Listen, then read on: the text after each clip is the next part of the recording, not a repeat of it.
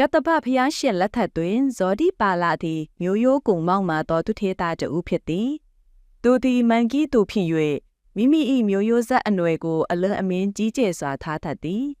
ထို့ကြောင့်ကတ္တပဖျားရှင်၏တာသနာတော်နှင့်ကြုံကြိုက်တော်လေဖျားရှင်ထံသွားရောက်ခြင်းမပြုပေ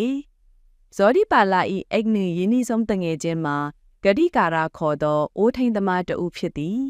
ဂတိကာရသည်ဇောတိပါလာနှင့်လုံးဝဆန့်ကျင်ဘက်ဖြစ်၏သူသည်ဇေရနာထပ်တန်သူမိခင်၏ကျေးဇူးကိုတိကျသူဖြစ်ကာမျက်စိမမြင်သောမိခင်ကြီးကိုအိုးဖုတ်ပြီးရောင်းရငွေဖြင့်လှုပ်ကြွေးဆောင်ချောက်နေသူဖြစ်သည်ဂတိကာရသည်ကတ္တပဖျားရှင်၏တပည့်တူလည်းဖြစ်သည်တထသောဖျားရှင်၏ကြောင်းတော်မိုးမလုံ၍မိမိ၏အယမိုးကိုဖြုတ်၍လှူဒန်းခဲ့ဘူးသည်ဖျားရှင်သည်လည်းဂတိကာရအားအလွန်ချစ်ခင်တော်မူပြီးသူမရှိကြသူ၏မိဖို့ကန်အတွင်ဝင်ရောက်၍စွဟီးရည်များကိုကိုယ်တိုင်ခတ်ယူကာဖုံးပေးတော်မူခဲ့ဘူးသည်ဤသို့သောသူတော်ကောင်းတငယ်ကြီးရှိတော်လေဇောတိပါလာ၏မာနသည်အလွန်ကြီးမားလွန်းလာသည်ဂတိကာရသည်ဇောတိပါလာအားဖျားရှင်နှင့်တွေ့ရန်များစွာတိုက်တွန်းတော်လေဇောတိပါလာကလက်မခံပေအဆုံး၌ဂတိကာရသည်ဇောတိပါလာအားသူ၏ဆောင်ကိုဆွဲကင်ပြီးအတင်းအကျပ်ခေါ်ဆောင်တော်ရန်ပြုလိုက်သည်